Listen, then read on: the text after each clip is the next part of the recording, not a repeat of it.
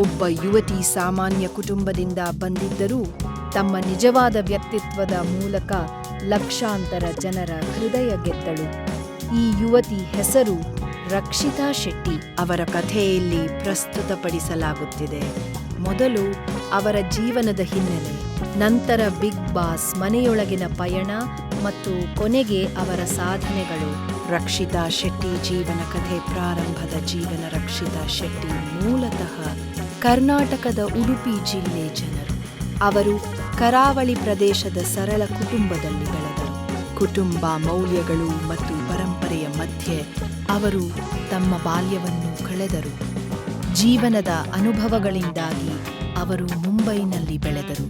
ಆದರೆ ತಮ್ಮ ಮನಸ್ಸಿನಲ್ಲಿ ತುಳು ಸಂಸ್ಕೃತಿ ಮತ್ತು ಕರಾವಳಿ ಜೀವನವನ್ನೇ ಯಾವಾಗಲೂ ನೆನೆಸಿಕೊಂಡಿದ್ದರು. ಬಾಲ್ಯ ಮತ್ತು ವ್ಯಕ್ತಿತ್ವ. ಬಾಲ್ಯದಿಂದಲೇ ಅವರು ಮಾತನಾಡುವ ವಿಷಯಗಳಲ್ಲಿ ಸ್ಪಷ್ಟತೆ, ಗಮನವಿಟ್ಟು ಕೆಲಸ ಮಾಡುವುದು ಮತ್ತು ಶಾಂತ ಸ್ವಭಾವದಿಂದ ಗಮನ ಸೆಳೆದರು. ಈ ಗುಣಗಳು ಮುಂದಿನ ದಿನಗಳಲ್ಲಿ ಜನರ ಹೃದಯ ಗೆಲ್ಲಲು ಸಹಾಯವಾಯಿತು.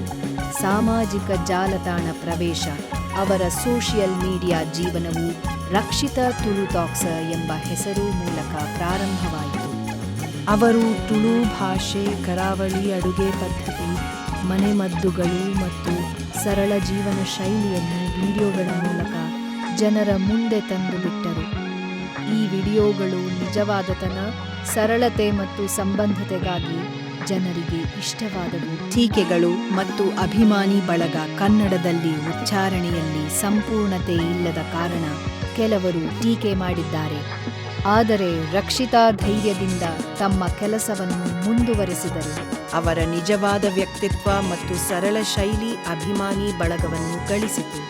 ಜನರಿಗೆ ಬೇಕಾದದ್ದು ಪರ್ಫೆಕ್ಷನ್ ಅಲ್ಲ, ನಿಜವಾದತನ. ಬಿಗ್ ಬಾಸ್ ಕನ್ನಡ ಸೀಸನ್ ತನ್ನಲ್ ಪಯಣ ಪ್ರವೇಶ 2025ರಲ್ಲಿ ಬಿಗ್ ಬಾಸ್ ಕನ್ನಡ ಸೀಸನ್ 7 ಪ್ರಾರಂಭವಾಯಿತು.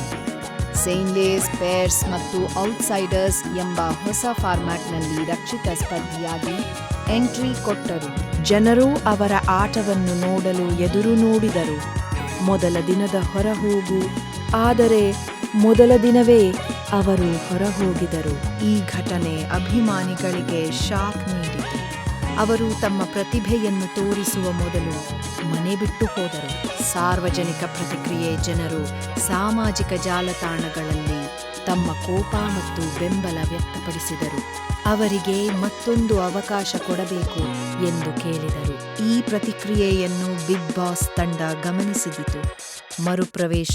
ಜನರ ಒತ್ತಾಯಕ್ಕೆ ಮಣಿದು ರಕ್ಷಿತಾ 6ನೇ ದಿನ ಮನೆಗೆ ಮರುಪ್ರವೇಶ ಮಾಡಿದಳು. ಈ ಸಮಯದಿಂದ ಅವರ ನಿಜವಾದ ಆಟ ಆರಂಭವಾಯಿತು. ಅವರು ತಮ್ಮ ನಿಜವಾದ ವ್ಯಕ್ತಿತ್ವವನ್ನು ತೋರಿಸಲು ಪ್ರಾರಂಭಿಸಿದರು. ಆಟ ಮತ್ತು ಸಂಬಂಧ. ಮನೆಗೆ ಮರುಪ್ರವೇಶಿಸಿದ ನಂತರ ಅವರು ಇತರ ಸ್ಪರ್ಧಿಗಳೊಂದಿಗೆ ಉತ್ತಮ ಸಂಬಂಧ ಕಟ್ಟಿದರು. ಟಾಸ್ಕ್ಗಳಲ್ಲಿ ಸಕ್ರಿಯವಾಗಿ ಪಾಲ್ಗೊಂಡು ತಮ್ಮ ಅಭಿಪ್ರಾಯವನ್ನು ಧೈರ್ಯದಿಂದ ವ್ಯಕ್ತಪಡಿಸಿದರು. ಅವರು ಶಾಂತ, ಪ್ರಬುದ್ಧ, ನಿಜವಾದ ಮತ್ತು ಭಾವನಾತ್ಮಕವಾಗಿ ಬಲವಾದ ವ್ಯಕ್ತಿತ್ವವನ್ನು ತೋರಿಸಿದರು. ಅವರ ಆಟ ಗಟ್ಟಿಯಾಗಿತ್ತು ಮತ್ತು ಜನರ ಮನಸ್ಸನ್ನು ಗೆದ್ದಿತು. ಕೊನೆಗೂ ಹಲವಾರುಗಳ ಹೋರಾಟದ ನಂತರ ರಕ್ಷಿತಾ ಶೆಟ್ಟಿ ಫೈನಲ್ನಲ್ಲಿ ರನ್ನರ್ ಅಪ್ ಆಯ್ಕೆಗೊಂಡರು. ಟ್ರೋಫಿ ಸ್ವಲ್ಪ ಅಂತರದಿಂದ ತಪ್ಪಿದರೂ ಜನರ ಪ್ರೀತಿ, ಗೌರವ ಮತ್ತು ಅಭಿಮಾನ ಎಲ್ಲವೂ ಅವರದೇ. ಬಹುಮಾನ. ರಕ್ಷಿತಾ ಒಟ್ಟು ಬಹುಮಾನೊಳರ 24 ಲಕ್ಷ ಪಡೆದರು.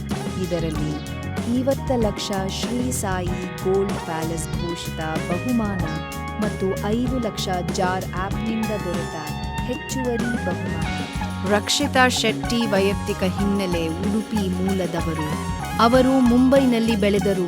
ತಮ್ಮ ತುಳು ಸಂಸ್ಕೃತಿ, ಕರಾವಳಿ ಆಹಾರ ಪದ್ಧತಿ, ಸರಳ ಜೀವನ ಶೈಲಿ ಮತ್ತು ನಿಜವಾದ ವ್ಯಕ್ತಿತ್ವವನ್ನು ತಮ್ಮ ವಿಡಿಯೋಗಳ ಮೂಲಕ ಜನರ ಮುಂದೆ ತೋರಿಸಿದ್ದಾರೆ.